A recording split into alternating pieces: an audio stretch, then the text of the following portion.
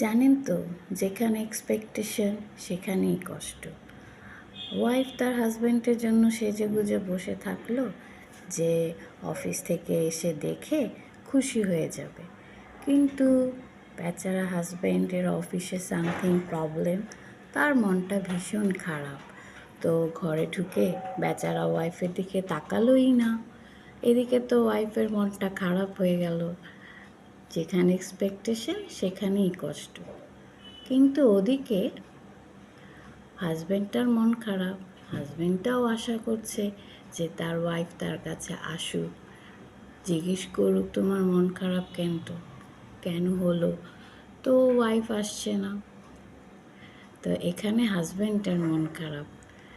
যেখানে এক্সপেকটেশন সেখানেই কষ্ট। সো কোনো এক্সপেকটেশন রাখা যাবে না।